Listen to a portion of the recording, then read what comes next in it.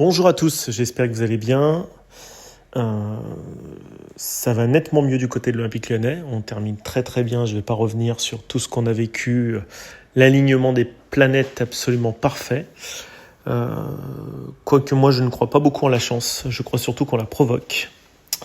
Et je vais faire mon mea culpa parce que j'avais vu un angle il y a quelques mois à l'arrivée de John Textor. Vous savez que j'ai beaucoup douté de son arrivée et je me suis basé sur des faits parce que j'adore me baser sur des faits et pas des mythes. Je vais faire un mea, enfin oui et non. Je résume mes derniers éditos qui datent d'il y a près de 8-9 mois sur John Textor. L'arrivée a été houleuse, c'est le moins qu'on puisse dire, avec des retraits d'investisseurs. Vous vous en souvenez, 2 sur 15 qui s'étaient retirés. Une demande de prolongation de 6 mois de la part, parce que ça commence en avril 2022 l'affaire. Vous vous en souvenez quand la Banque Reine a été mandatée il y a 2 ans. Et vous vous êtes retrouvé avec des gens qui voulaient payer limite en crypto-monnaie, si je me souviens bien, monsieur Foster Gillett. Il y avait Iconic Sport, si je me souviens, et le troisième était John Textor et ses amis financiers derrière. Et tout le montage a été très lourd parce que finalement, dès le mois de juin, Jean-Michel Aulas, vous vous en souvenez, sa grande conférence de presse Where is the cask for John, la mythique conférence de presse de Jean-Michel Aulas en grand pompe, mariage en grand pompe avec John Textor, qui se termine avec des prolongations parce qu'il rentre en discussion exclusive pour le rachat de l'Olympique Lyonnais, monsieur Textor. Et là, ça panique. Ça panique parce que M. Sédou commence à poser un ultimatum avec nos amis chinois d'IDG, je crois, de mémoire, c'est ça. Et donc, les 2 autres actionnaires, en plus du groupe Allnest, commencent à poser leurs conditions. Et je ne vais pas refaire l'histoire, vous la connaissez, parce qu'il faut quand même se souvenir de où on vient. Ça a été compliqué, les montages ont été complexes, c'était lourd en termes de plus de 800 millions à débourser pour acheter le club. On s'est retrouvé ensuite avec un rachat qui a été prorogé de 6 mois. Au final, en décembre, il y a une reprise du club. Ensuite, on se retrouve avec des atermoiements de nouveau entre janvier 2023 et mai 2023. Et puis là, il y a John Textor qui, pendant sa phase d'apprentissage, en plein milieu d'un AG du 9 mai, je crois à peu près comme ça, si je ne me trompe pas, dit à Jean-Michel Aulas, écoute, maintenant tout le monde va voter.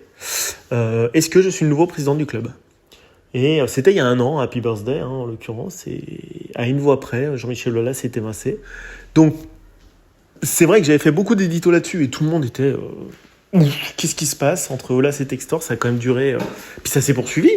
Derrière, entre eux, il y a eu des déchirements, des procès, enfin, ils se font des non-paiements, enfin voilà, il y a tout un contentieux qui s'est développé entre ces 2 hommes. Largement étalé dans la presse, vous vous en souvenez d'une de l'équipe règlement hockey corail entre Jean-Michel Aulas et John Textor, et donc un été pourri. Laurent Blanc qui ne termine pas bien, qui n'est pas remplacé. D'ailleurs, John Textor l'a amèrement regretté.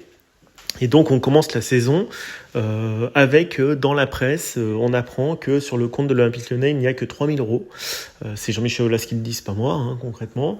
Et on se retrouve un épisode qui aura duré un chaos d'1 an et demi quasiment, entre le début de la présentation, enfin d'1 an quasiment, de juin 2022 à juillet-août 2023, des passes d'armes sanglantes entre les 2 hommes et qui finalement au détriment du club. Donc le début de saison sportif a été complètement impacté par notre absence de pouvoir générer un mercato. La DNCG avait sanctionné, faut pas l'oublier.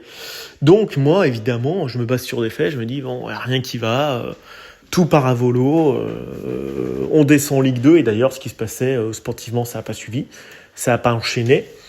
Et puis après, sur le point de vue financier, alors moi j'ai quand même toujours des gros points d'interrogation en face parce qu'il y a eu une restructuration de la dette, un nantissement du stade auprès de l'institutionnel Goldman Sachs, qui est une grande banque d'affaires américaine que vous connaissez, qui forme d'ailleurs tous nos commissaires européens, se refourquent chez eux, monsieur Barroso et tout, enfin c'est très très bon. Goldman Sachs a une possibilité de nantir ou d'hypothéquer le stade en cas de défaillance, donc ça faut pas l'oublier non plus. Et on s'est retrouvé avec, sur le volet financier quand même, beaucoup d'interrogations autour d'Iconic Sport, autour de d'Elwood, de partenaires un peu complexes, on va dire, des partenariats, des montages complexes au niveau financier.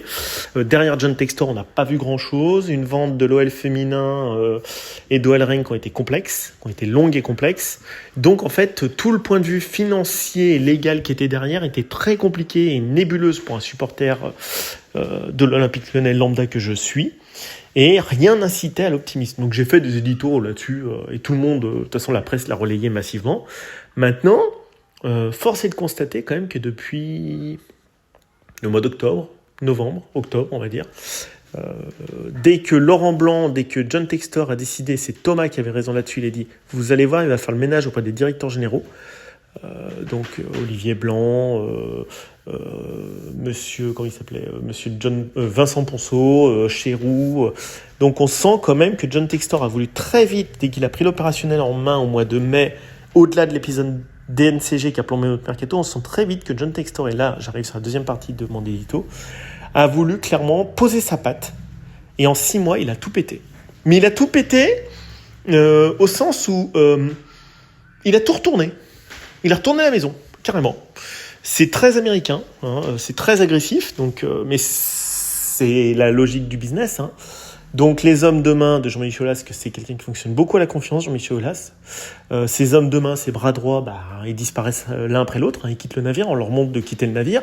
Alors soit on les évince dans une autre structure type Monsieur Chéroux pour qu'ils partent après, soit on les met à l'OL féminin pour que ce soit Madame Queng qui reprenne en directeur général Monsieur Ponceau. Enfin, on leur a tous montré la sortie gentiment parce que, voilà, comme dit Thomas, la confiance en business, c'est chaud. Quand vous êtes dans le secret des affaires, on sait qu'on a prêté serment auprès de Monsieur Aulas, hein, c'est un grand homme d'affaires, et évidemment Monsieur Textor ne pouvait pas continuer pour le secret des affaires avec eux. C'est le b.a.-ba, c'est dommage, mais c'est le jeu des chaises musicales. Et il a reconstitué son équipe. Alors, David Friot, Mathieu Louis-Jean, donc, qui vient de l'OM, d'ailleurs l'OM l'a payé assez cher. Il a essayé Grosso. Alors lui, il a essayé des choses. C'est-à-dire après Laurent Blanc, il s'est dit qu'il y avait trop de hauteur à mon goût, pour pas dire plus, c'est un peu de tour d'ivoire. Il s'est dit, tiens, on va essayer un mec qui a fait monter un club de série B, comme Frosinone en Italie, parce que Frosinone, si vous connaissez un peu le Latium, c'est un tout petit trou paumé entre Rome et Naples. Hein, c'est une petite bourgade du sud du Latium que je connaissais bien. C'est quand même un gros exploit qu'une ville comme Frosinone accède à la Serie A, et il l'a fait. Donc il se dit, ce mec, il doit, au-delà de son passé de sportif, Fabio Grosso, il doit se dire, bon, c'est un Romain, il a été champion du monde 2006, il a fait une carrière plus qu'honorable en tant qu'ailier gauche ou arrière gauche, comme vous voulez, mais voilà, il a du tempérament, et effectivement, Fabio Grosso, il est arrivé, il a secoué tout le monde. Mais il a secoué méthode grandeur nature, quoi. Ça n'a pas marché, mais au moins, John Textor, c'est un mec qui a le mérite de tenter. Donc autant sur le volet financier, qui finance l'OL, qui est derrière et tout, j'ai trouvé ça toujours très compliqué. Autant, avec le recul, on se dit, voilà, ça marche pas avec Grosso, je tente autre chose. Parce que les Américains, ils lâchent pas l'affaire. Donc il a tenté quoi ? Il allait faire son tour des popotes au stade, voilà, centre d'entraînement, centre de formation et tout, puis il rencontre un mec, il doit parler, parce que c'est des mecs qui parlent, il se dit, mais attends, lui, il est pas mal. Je vois, il a l'air posé, calme. Quand il parle, il est posé, force tranquille. Bah tiens, ça te dirait d'essayer quelques matchs ? Ah ouais, moi c'est Pierre Sage, ça me dirait bien d'essayer quelques matchs. Et c'est vrai que c'est cette force qu'ont les Américains, alors je généralise pas, à ne jamais baisser les bras, à jamais s'avouer vaincu, à avoir le sens des opportunités et des affaires. Et le mec, quand même, 6 mois après, excusez-moi, mais il a retourné une situation qui, il y a 1 an, était voué à l'explosion. C'est-à-dire qu'il y a 1 an, quasiment jour pour jour, on est au licenciement, enfin pas au licenciement, à l'éviction du conseil d'administration et de son poste de présidence de Jean-Michel Aulas après 36 ans. Et 1 an après avoir eu un mercato tronqué par la DNCG, à juste titre ou pas, je ne sais pas, après avoir été avec Laurent Blanc, qui, vous savez ce que je pense de lui en tant que coach, autant que joueur, j'ai admiré énormément. Mon respect est inversement proportionnel à ce qu'il était en tant que joueur. C'est-à-dire, j'ai trouvé le joueur splendide, élégant, beau à voir, un peu like Beckenbauer à couper les balles. Autant je n'ai jamais aimé le coach, sa vision tactique, c'est Jean-Louis Gasset, entre guillemets, qui a beaucoup fait. Sa hauteur, sa tour d'ivoire, je n'ai jamais aimé, et ce n'était pas l'homme de la situation, et je l'avais dit dans un édito, qu'on ne pouvait aller que dans le mur, il ne sait pas être un pompier de service. Donc on s'est complètement planté. En l'occurrence, John Textor, il tente beaucoup. Et quand on tente, on se casse la gueule, mais des fois ça marche. Et quand on tente des choses un peu atypiques, comme prendre Pierre Sage ou Fabio Grosso, ça n'a pas marché pour l'un, mais l'autre, ça a clairement plus que marché, parce que moi je suis quand même juste scandalisé qu'il ne soit pas dans les 5 derniers nommés des entraîneurs de l'année.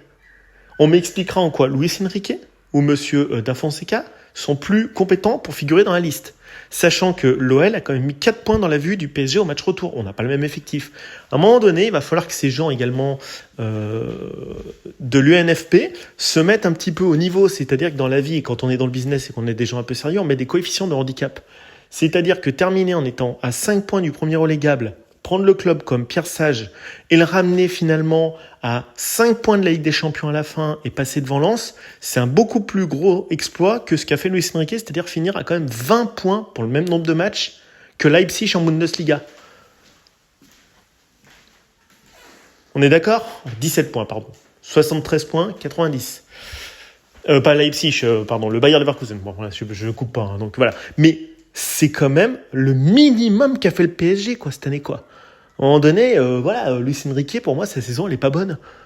Voilà, se faire sortir par Dortmund et terminer avec 17 points de moins que le champion de Bundesliga qui a 34 journées, c'est juste un échec total. Eric Roy, c'est une vraie performance avec Brest de terminer 3e. Monaco, non, c'est normal. Terminer 2e, c'est pas choquant. Lyon, terminer 4 points devant le PSG sur la match de la journée 15 à la journée 34, ça, de la journée 18 à la journée 34, ça c'est un véritable exploit. Et c'est comme la Casette, hein. Lui il n'est pas nommé, on ne sait pas pourquoi. Bon, je cherchais à pas comprendre, mais Deschamps non plus là. On verra à l'Euro si avec Thuram et Giroud ça suffit pour battre les meilleures nations européennes. J'ai des doutes personnellement, mais on verra. Voilà, donc autant sur le financier, le volet montage juridique, financier et tout, j'ai beaucoup eu de doutes et je continue d'en avoir néanmoins sur John Textor. Autant sur le volet pratico-pragmatique opérationnel, c'est un homme qui tente. C'est un homme qui ose et qui tente des choses et c'est très très très très intéressant ce qu'il fait. Et grâce à lui se louer d'être un excellent communicant et quelqu'un qui saisit les opportunités de John Textor, parce qu'il n'y a pas que Pierre Sage. Pierre Sage tout seul, il n'était pas nommé au poste de coach par intérim. C'est un homme qui sait maintenir sous pression son équipe, parce qu'ils auraient pu tout à fait, suite à la finale de Coupe de France, complètement se dire « Oh tiens, à la française, c'est bon, on est maintenu, on arrête !» Non, il a des objectifs. C'est un homme qui a des objectifs. Il était gardien de Belay, dans l'Ain. Donc, a priori, c'était un tout petit poste, hein, concrètement. Et avec peu, il arrive à faire énormément ce Pierre Sage. Voilà. Donc, c'est vrai que conjuguer, aller prendre un directeur du recrutement, un directeur sportif à l'OM, aller prendre Pierre Sage, tenter même Fabio Grosso, parce que qui ne tente rien n'a rien, il a tenté Fabio Grosso. Et c'était quand même une piste assez originale de tenter et Fabio Grosso et Pierre Sage. Beaucoup de gens se seraient contentés de ramener Bruno Genesio, de ramener du Camboire, du Dupraz, enfin voilà, du connu. Mais lui, il tente des solutions un peu atypiques. Il est atypique comme personnage, notre ami John Textor. Il est surtout très moderne, parce que moi qui travaille avec des jeunes, c'est-à-dire plus jeunes que moi, moins de 40 ans, en fait, je vois que c'est une génération, la génération Z, qui sait conjuguer globalement ce détachement... l'art de l'opportunité, et il sait pour quelqu'un, alors vous allez me dire, ouais, c'est un peu des généralités et tout. Non, peu importe. En tout cas, il y a un art de l'opportunité. Et surtout lié à des résultats. Parce que là, on peut dire ce qu'on veut. Je pense qu'on n'est pas prêt de revoir une performance comme ça, c'est-à-dire sortir du tréfonds de la Ligue 1 et se qualifier pour la 2e Coupe d'Europe. Excusez-moi, pas la 3e. Hein. Voilà. Donc, c'était un peu... quelque chose que je voulais vous faire ressentir, hein, parce qu'en prenant un peu de hauteur, et autant, voilà, c'est un peu... il a un peu double face, cet homme, un peu Janus. Hein. C'est assez bizarre, ce John Textor. J'ai l'impression qu'il a les qualités de ses défauts et les défauts de ses qualités. Il peut être exceptionnel dans la frite et exceptionnel dans l'audace. Et il est audacieux. C'est un mec hyper audacieux, et Pierre Sage et Grosso, c'est de l'audace. Son mercato, c'est de l'audace, avec Friot. Et Mathieu Louis-Jean, il y a de l'audace. Donc maintenant, croisons les doigts. Restons sur une méthodologie pas par pas, hein, à la philosophie bressane ou jurassienne de Pierre Sage. 3 points par 3 points, et on a 34 journées l'an prochain. Si on reste sur cette méthodologie, évidemment, sur les 6 derniers mois de janvier à mai, le PSG a vraiment, en plus en perdant Kylian Mbappé, a vraiment de quoi énormément s'inquiéter. Énormément s'inquiéter. Donc c'est évident que Pierre Sage maintenant c'est que du bonus. La Coupe de France c'est du bonus. Je ne sais pas si on va la gagner parce que le PSG intrinsèquement est plus fort que nous sur un match.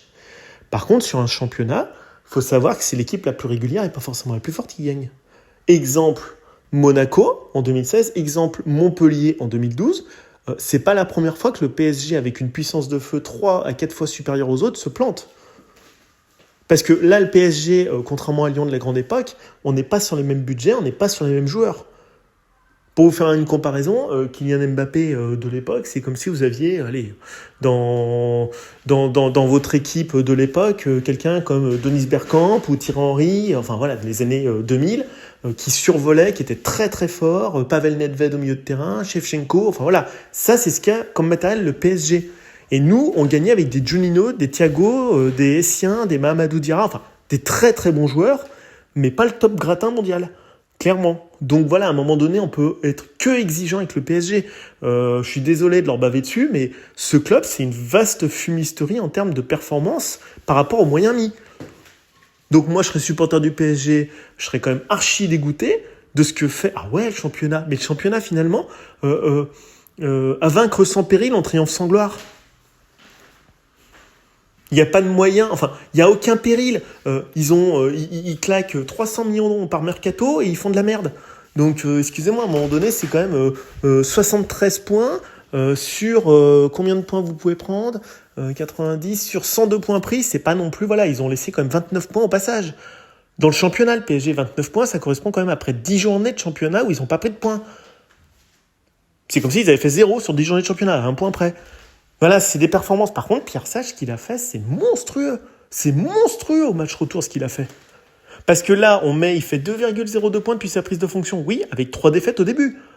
Donc le mec, il a goinfré tout ce qu'il a pu prendre, quasiment, il a pu le prendre. Dès qu'il a redressé la barre, à part 2 défaites, il a tout pris, le mec. Il a fait une razzia totale sur les points. Alors après, on va me dire, ouais, mais il gagne à la dernière. Non, mais il provoque les pénaux. La chance, il la provoque. Pourquoi Lens, ils font match nul contre Montpellier ? Parce qu'ils sentent que Lyon gagne à 0. Donc dans les têtes, dans les têtes des Lensois, les jambes deviennent lourdes, ça fébrile, ça tremble. Alors que Lyon, quand ils gagnent à 0 ou ils perdent, ils disent, hop, Pierre Sage, il nous a dit à la mi-temps, c'est Alexandre Lacazette, si vous mettez le 3e but, vous gagnez. Et les mecs, ils sont en mode gourou. Ou putain, il a dit ça, le mec. Donc on y va ? Mais Thomas disait sur les quais du Rhône une vidéo il y a 2 ans, je m'en souviens, en mai 2022. Il y avait beaucoup de vent, je vous invite à la reprendre. Il parlait qu'il fallait un préparateur mental pour l'OL. Je vous invite à revoir cette vidéo de Thomas. C'est le préparateur mental, c'est lui. Il est à la fois tacticien et préparateur mental, Pierre Sage. C'est pour ça que je l'ai comparé à Alex Ferguson, qui avait ce sens tactique. Et en plus, il sait les mettre en mode mission. C'est-à-dire que même s'ils perdent Lyon, on sait que vous gagnez 1-0 contre la 80. Maintenant, ils ont peur, les mecs en face. Ils ont peur, ils ont la panique. Donc maintenant, on blinde la casette, on arrête les conneries. Bon, j'espère qu'on va le retenir. Il faut vraiment blinder des mecs qui ont un putain de mental. Et le gourou du mental, c'est Pierre Sage. Voilà. Donc j'ai fait un peu un mea culpa parce que je le voyais très mal parti cette saison avec tous les déboires, Olas, Textor, machin et tout, patati patata. La maison, il y a eu, je sais pas par quel miracle, mais je pense que c'est John Textor, il a l'audace. Et l'audace, parfois, ça paye. C'est un mec, si je vous fais un peu une comparaison, qui est au volant d'une Ferrari. Il voit un mur et il y a une chicane à prendre. Voilà. Lui, il va passer en 6e et il va passer à 230, quoi. Sauf que des fois, il va dans le mur, puis des fois, quand il passe, il crame tout le monde. Il a un côté complètement, même au-delà d'audacieux, un peu Fangio, quoi. Enfin, on appelle ça, c'est le cas de le dire. Quand ça passe, ça fait super mal. Et c'est le cas avec Pierre Sage. Par contre, quand ça passe pas, ça fait Fabio Grosso. Mais l'avantage, c'est que lui, pour virer Fabio Grosso, au bout de 4 journées, il a fait rédite. C'est nouveau dans le foot français de voir des mecs comme ça. On connaissait pas parce qu'on est beaucoup dans l'entre-soi. Ou pendant 10 ans, on a des mecs en consultant à la télé, qui racontent de la merde et en fait, ils sont chiants. Parce qu'en France, voilà, quand on est rentré dans le réseau, on est bien. On a les fesses bien au chaud, une énorme couche de pampers. On attend les fins de mois, ça tombe. On est très comme ça, c'est européen, c'est une culture. Les Américains, tu marches pas, demain dehors. Comme dirait notre ami Donald Trump, you are fired. Tu bouges pas, tu vires. C'est leur culture, tout est remis en cause chaque matin. C'est comme ça fonctionne. chez eux depuis que les Wasps ont mis les pieds, les premiers settlers ont mis les pieds aux États-Unis. C'est comme ça, c'est une culture. C'est une culture d'affaires, c'est une culture politique, tout est opportunité et tu peux gicler tout le temps, donc ils se remettent tout le temps en cause. Alors ça peut être chaud de bosser avec eux, par contre quand ça marche, ça fait mal. Quand ça plante, ça fait mal pour le mec, quand ça marche pour tout le monde. Donc c'est une autre culture qu'on doit appréhender à l'Olympique Lyonnais. Donc Pierre Sage, il est allé en entretien, il a eu 10 minutes pour convaincre John Textor, et c'est un mec hyper intelligent, Pierre Sage. Je pense qu'il n'a pas eu le temps d'un bon dîner à la Villa Florentine, comme ça faisait quand vous aviez Juninho, avec notre ami Galtier. Ah mais tu vois Christophe, attends, Peter Bosz, ça va plus trop. Est-ce que ça te dirait quand même, toi qui viens de signer à Nice, de venir nous rejoindre? Non mais le mec, il avait déjà signé à Nice, les mecs. Hello. Donc tu vois, t'as payé une note pour rien, Jean-Michel. Non mais voilà, à un moment donné, c'est pas de sa faute. C'est une culture réseau, Jean-Michel là, c'est une culture famille. Mais ça va pas au même rythme que John Textor. Lui, c'est un créateur. Jean-Michel là, c'est un fondateur comme une pyramide. Il fonde, il élève, il grandit dans des projets. L'autre, il arrive, il me prend le truc, il met un méga coup de pied dedans, une balle de dynamite, il dit alors, qui c'est qui a encore envie là-dedans? Ok, ceux qui sont encore en vie, c'est parti. Voilà, c'est un autre fonctionnement, c'est une autre dynamique, il va falloir qu'on s'y habitue. Ça peut être très désastreux, comme ça peut être super jubilatoire. Voilà pourquoi on vit des émotions de dingue. Parce que cette saison, elle ressemble à l'homme qui est à la tête de ce club. Dans tous ses excès, c'est le Dali du business football, à savoir John Textor. Ça peut être complètement down, et le lendemain, le mec, il t'arrache tout, et bam, il se refait, et hop, ça repart comme en 40, et bam. Et c'est vrai que le foot français n'est pas habitué à ce genre de personnage. Voilà pourquoi c'est renversant. Et à mon avis, on n'est pas au bout de nos peines avec lui. Ça peut être très renversant dans tous les sens. Je le vois à Botafogo, ce qu'il fait, on commence à comprendre la philosophie. Il est très intelligent, mais il peut être très brutal aussi. Voilà, c'est un autre homme d'affaires. C'est des hommes d'affaires. Moi, j'ai du respect pour des gens comme Olas, comme Textor et tout. Ils font des choses que le commun des mortels ne fera jamais. Ils ont une vision, une audace que n'ont pas des gens comme nous. Voilà, je suis désolé. En tout cas, si vous vous sentez pas dedans, moi, je me sens comme ça. Je n'aurai jamais leur audace. Mais je vois comment ils fonctionnent. Ce sont des animaux à sang froid, à sang chaud. Donc, cette saison, c'est vraiment la première saison R1 de John Textor. Y a tout qui part à volo et le mec, il met un énorme coup de maillet comme au tribunal et bam. Ok, fin de la récré les mecs. On essaye un mec Textor. Tu sais quoi? Tu gicles. Maintenant, toi, Pierre Sage, tu perds 2 matchs, mais c'est pas mal. Et allez, vas-y, à fond les ballons. Maintenant, tu mets un mercato en place, à fond les ballons derrière toi. Et en plus, ils m'ont fait confiance en mettant un novice et en lui mettant 50 millions au mercato derrière. Personne en France aurait fait ça. Personne en France n'aurait mis 50 millions sur des joueurs sous la houlette d'un mec qui a 3 matchs en professionnel derrière lui en tant qu'entraîneur. Et 0 match en tant que joueur. Parce qu'on est tellement dans l'entre-soi qu'on se rend même pas compte de ce genre de choses, que c'est possible de faire ce genre de choses en France. Voilà, donc c'est pour ça que là j'entends Raymond Domenech tenter de se justifier à l'équipe du soir. Alors là ça va mieux parce que c'est un homme de théâtre, Raymond Domenech, on le connaît. C'était vraiment infamant il y a quelques temps pour l'UNFP et pour la LFP, en l'occurrence qu'un homme qui n'ait aucun match, ni aucune sélection d'équipe de France, qui ne soit pas un joueur pro, puisse devenir entraîneur et qui n'a pas le BPF. Puis là tout d'un coup, on se dit que c'est pas con. C'est une idée, puis là maintenant c'est ah putain mais il est bien Pierre Sage, c'est super. Alors pourtant le mec, le foot pro il a jamais mis un autre pied dedans à la base. Il a été adjoint d'Habib Bey, il a entraîné la Duchère. Le mec, ça me fait délirer qu'il ait fait ça. C'est un sacré pied de nez à tous ces anciens mecs, excusez-moi un peu entre guillemets crevards, qui bouffent sur la soupe parce qu'ils ont été joueurs pro. Alors je vais être recruteur, je vais être consultant à la télé en plus en racontant de la merde. Parce que leur football des années 2000, c'est ce que j'ai dit l'autre jour, il est cramé par rapport à celui de 2025. Excusez-moi les mecs, c'est comme Platoche aujourd'hui. Moi, je pense sûr que Platoche, il soit pro.